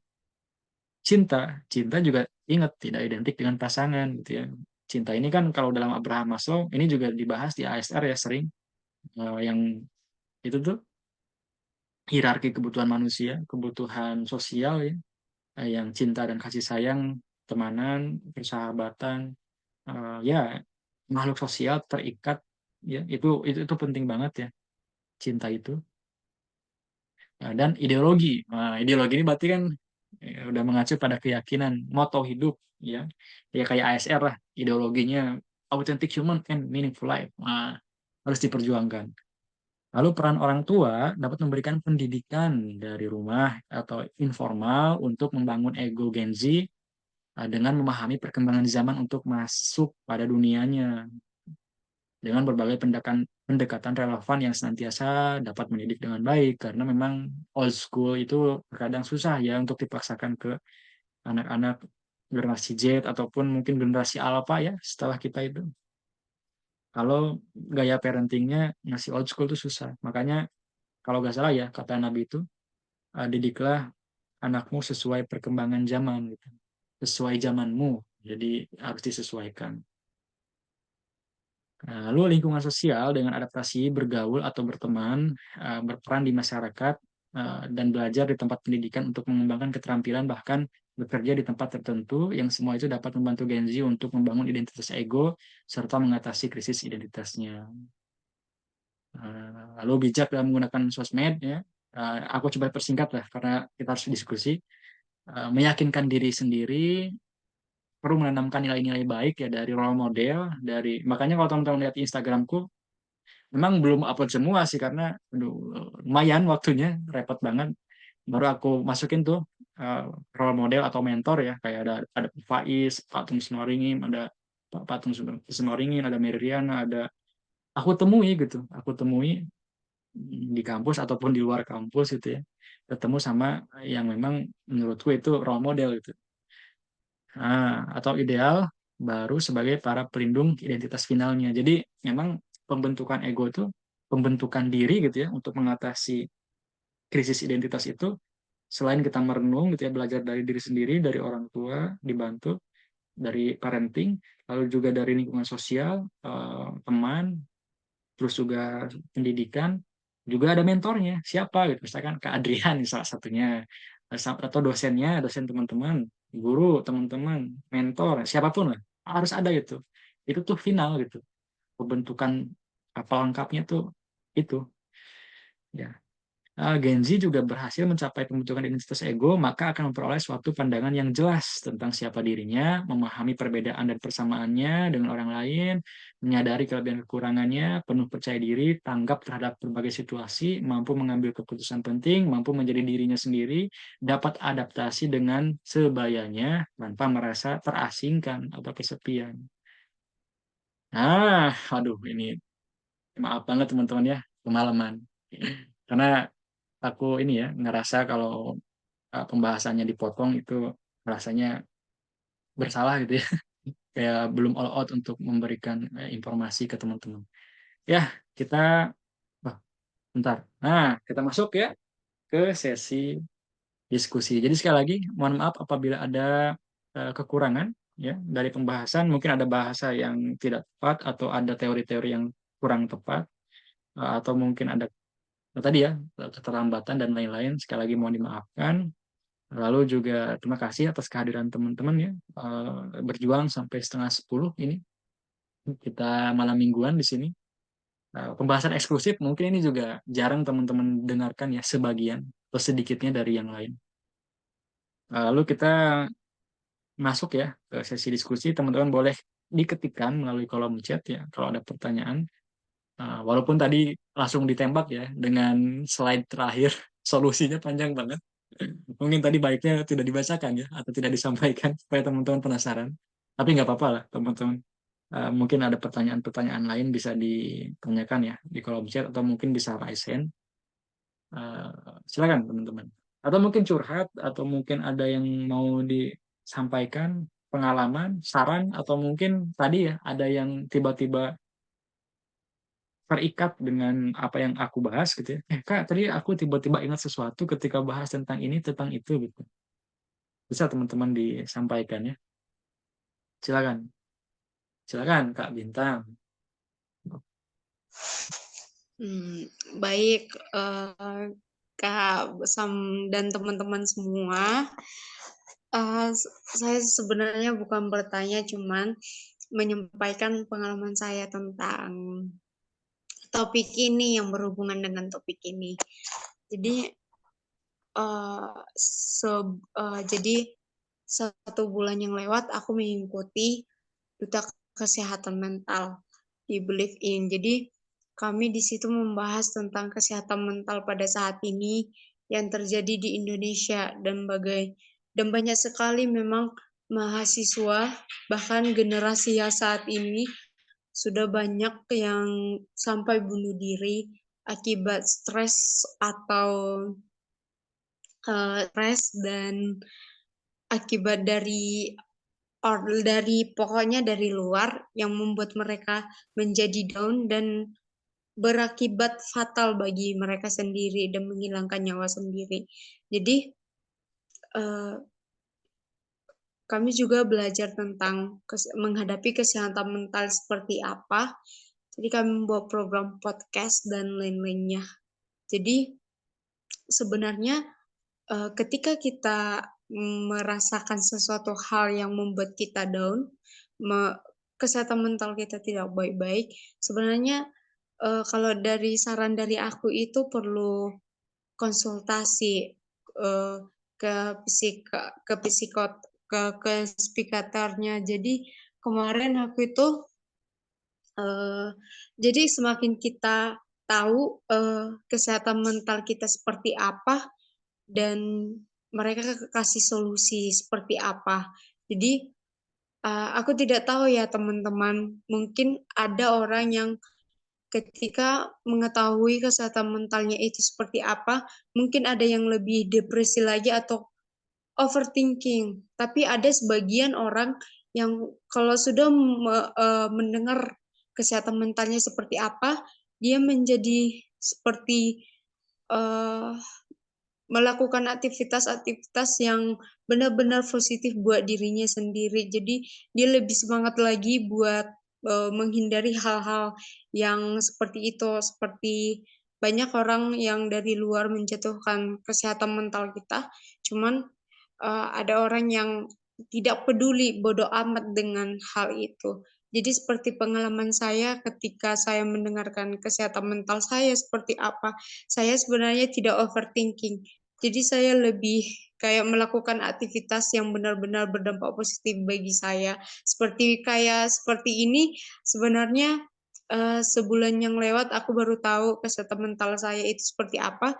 Jadi saya mengikuti program-program atau hal-hal yang berdampak positif bagi saya. Seperti saya mengikuti ASR ini dan kebetulan saya mendapatkan infonya ini dari saya sering membuka Human Resource Development gitu. Jadi tiba-tiba saya melihat ASR ini, saya tertarik mengikutinya.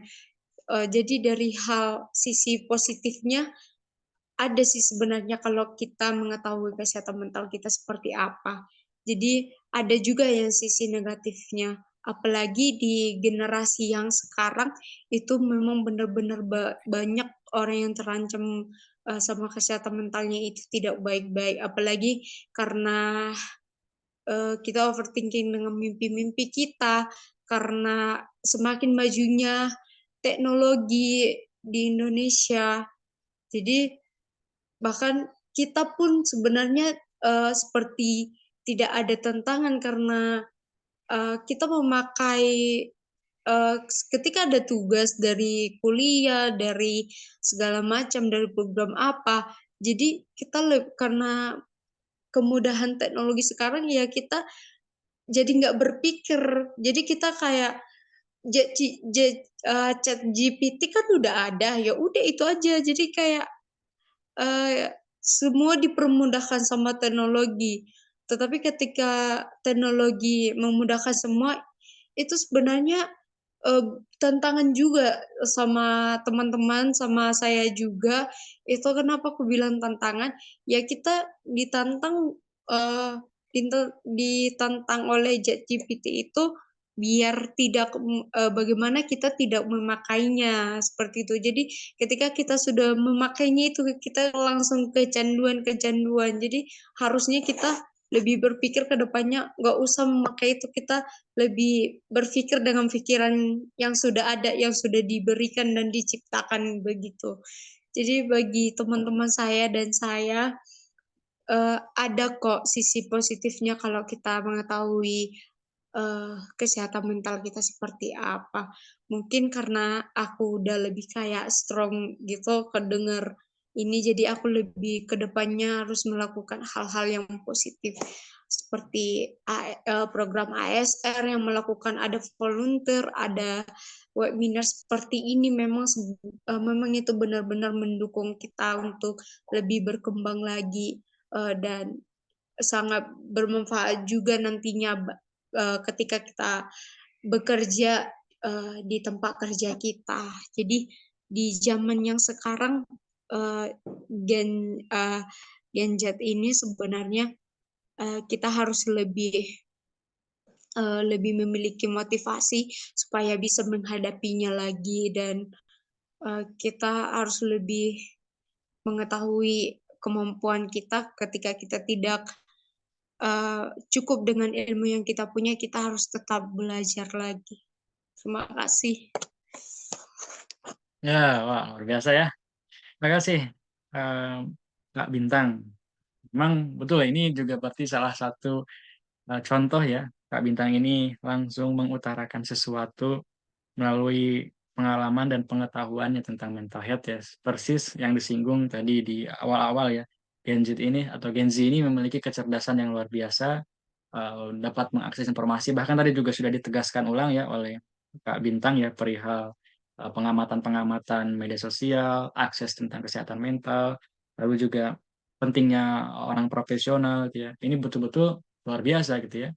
Bahkan uniknya lagi, Gen Z itu selain pintar, selain cerdas, dan juga akses-akses yang mudah ya, tadi salah satunya ChatGPT ya, kemudahan dalam melakukan aktivitas, tapi sisi lain juga ya gitu, ya, ada memang gangguan-gangguan tertentu ya yang menantang yang perlu kita hadapi secara ya sewajarnya kita hadapi bersama-sama juga itu ya. Salah satunya mungkin tadi ya melalui platform atau komunitas ya mungkin ASR ataupun yang lainnya yang memang kuncinya adalah support system tadi ya. Karena nanti teman-teman dari pembentukan identitas ego diri kita gitu ya mengatasi krisis identitas ini adalah melalui ini juga gitu komunitas ini supaya kita bisa saling berbicara, saling mendengarkan. Terima kasih atas tambahannya ya dan penguatan dari pembahasan aku tadi.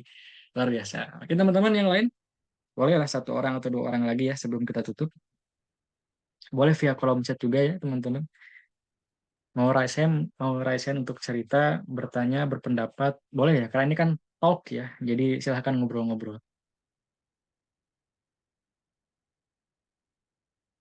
Oke, itu juga jangan lupa ya untuk link absensi. Nanti kita usahakan setiap Human Talks ada apresiasi untuk teman-teman ya. Pernah mengikuti kegiatan ini. Ya, nanti aku, coba ya, aku ini sambil cek jadwal ya, sambil nunggu teman-teman eh, berdiskusi lanjutan. Ada Spirit Sheet Online, ini udah diisi ya oleh beberapa. Kebetulan aku nggak bisa sharing terus setiap hari Sabtu, karena ya waktu terbatas ya. Jadi teman-teman diwajibkan untuk bisa sharing juga di kelas-kelas, seperti salah satunya tadi ya, Kak Hega, Kak Bintang, Kak Silvi, atau teman-teman yang lain. Nah, jadi jadwal selanjutnya itu diskusi kita atau sharing ya sama Kak Silvi ya. Ini kalau udah fix ya, kalau jadi nanti kita ada flyernya akan diumumkan melalui media sosial. Ini kemungkinan ya, kemungkinan akan diadakan tanggal 24 Februari ya, hari Sabtu lagi jam 7 sampai jam 9 atau maksimal setengah 10-an lah ya, kayak sekarang. Ini akan membahas tentang membangkitkan jiwa literasi dalam diri. Ya, ya itu kurang lebih. Ya itu. Nah, menarik ya. Jadi kita ada multidisiplin ya, berbagai pendekatan. Tadi yang aku sampaikan ya, solusinya itu memang bukan psikoanalisis aja, bukan psikologi doang, tapi juga dengan berbagai pendekatan pengetahuan yang bisa menawarkan merawat kesehatan mental kita. Kalau aku lebih kurang serk ya dengan kata penyembuhan, tetapi merawat ya. Merawat itu artinya kan eh, ya secara berkelanjutan, bukan seolah-olah kita wah aku sembuh gitu. Udah selesai itu, tidak ada upaya yang lain, tetapi kita harus merawat, harus tetap menjaga pola kesehatan mental kita dengan cara-cara yang sudah teman-teman ketahui. Nah, itu ya tentang literasi. Nah, itu pas banget ya. Sekarang lagi rame lagi tuh ada Jakarta Party Book, Bandung ya Bandung Party Book atau Bandung Book Party ya. Ya itulah. Sekarang di media sosial pada aktif tuh teman-teman yang ngobrol-ngobrol di taman ya, diskusi bedah buku. Itu keren. Sebenarnya Aser dari dulu juga pernah kayak gitu, cuman ya ada beberapa kendala lah ya. Salah satunya pandemik dan lain-lain. Kita juga akan membudayakan itu untuk bisa bedah-bedah buku ya. Nah, lalu ada Kak Hega ya. Ini akan bahas tentang psikologi, NLP, HR, karir bisnis. Oh, intinya seputar itu, tapi belum dipastikan kapan tanggalnya. Nanti menyusul katanya. Lalu ada Kak Teresa, ini akan bahas tentang self efficacy. Ini psikologis lagi ya. Bagus lah ya. Nanti teman-teman juga bisa diisi ya di spreadsheet online, ada di info WhatsApp group. Teman-teman wajib diisi ya, supaya teman-teman bisa ini semakin bermakna hidupnya ketika bisa berbagi, bercerita, mendengarkan teman-teman yang ada di komunitas ini. Karena kemungkinan besar kita akan bergerak lagi ya secara offline, diskusi-diskusi offline, supaya semakin terkoneksi antara sesama member ya. Dan ini memang pekerjaan yang menantang. Kita coba upayakan lah ya. Kita satu-satu. Nanti juga kita ada gathering-gathering ya. Kita pernah mengadakan gathering online di tahun 2022 ya kalau nggak salah, 2022. Ya, kita ngundang psikolog, terus aku, terus juga yang di expertise yang lainnya. Kalau aku kan bahas tentang ke-ASR-nya. Yang lain teori-teorinya. Nah, biasanya nanti di sana ada fun games, ada diskusi-diskusi, ada seru-seruan ya. Banyak kegiatan yang akan kita lakukan bersama ya selama ya semoga selama kita masih terus aktif. Kurang lebih gitu teman-teman ya. Kalau tidak ada yang didiskusikan lagi, tidak ada yang ditanyakan lagi, aku kira tadi pertanyaan oh, sorry sorry sorry. Ternyata ada masuk nih. Ini satu lagi lah. Kalau tadi kayaknya dari Kak Silpi secara langsung nggak langsung sepertinya cukup terjawab ya dari pembahasan aku tadi. Lalu ada Kak Agnes nih. Kak Agnesnya udah keluar ya. Kak mau nanya, mungkin nanti bisa disimak ya melalui recording ini. Ini terakhir ya, sebelum kita tutup. Kak mau nanya, kalau kita dari kecil sudah punya planning hidup untuk lebih baik, tapi semakin dewasa, semua hal yang sudah kita susun tidak sesuai harapan kita.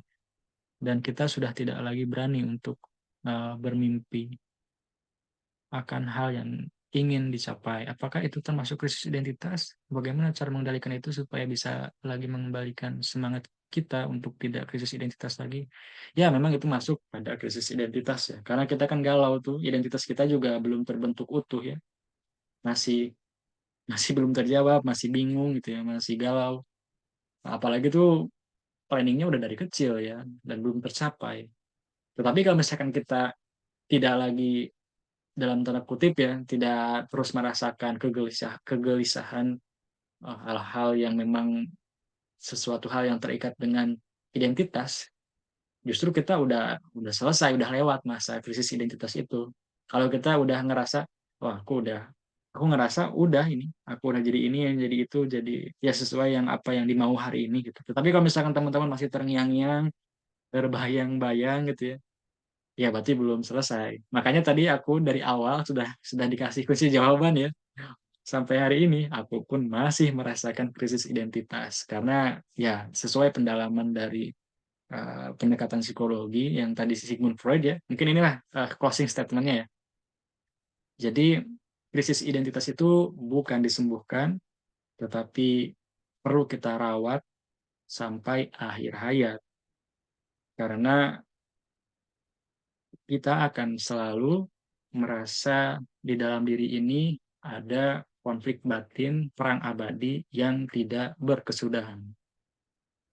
Kenapa itu bisa terjadi? Karena di dalam diri kita itu ada dorongan id ya. Id itu dorongan kesenangan, kepuasan, nafsu-nafsu kita untuk bisa kita wujudkan, namun tidak selalu sama dengan realita. Ya tadi, pertarungan antara ekspektasi dan realita. Lalu juga Gen Z, dunia maya dan dunia nyata. Oke, tidak perlu buru-buru untuk pengen sembuh, untuk pengen sukses, tetapi kita terus berproses, rawat kesehatan mental kita sampai akhir hayat. Aku Adrian, sekali lagi mohon maaf apabila ada kekurangan. Selebihnya kembali kepada teman-teman untuk didalami pembelajaran ini dan bisa diajukan kembali ya untuk pembahasan apa yang semakin teman-teman tertarik eh, belajar di ASR. Selamat istirahat, happy weekend, Sampai bertemu di pertemuan besok di tim development program. Kita akan masuk ke pembahasan tentang creative thinking dengan cara yang berbeda, yaitu pendekatan eksistensial humanistik. Sebelum kita tutup, ya aku tutup dulu lah ya. Terima kasih teman-teman semuanya. Assalamualaikum warahmatullahi wabarakatuh. Kita foto bersama dulu, bisa on cam semuanya. Kita foto. Dan aku mungkin request ya, teman-teman boleh bantu screenshot. Kayaknya kalau laptopku itu kelamaan ya, overheat ya, agak ini. Kalau nge-screenshot agak ini ya, agak apa ya, nge-lag lah. Mungkin Kak Danu ya bisa bantu juga. Oke, oke teman-teman, yuk semuanya, Kak Faradila, Kak Mutia, Kak Hega, Kak Silvi, Kak Denny, Kak Dina, Kak Dewi, Kak Anissa, kita foto ya. Yang lain juga boleh bantu screenshot ya. Aku juga ini mau screenshot, cuman bisa hilang. Oke, satu, dua, tiga.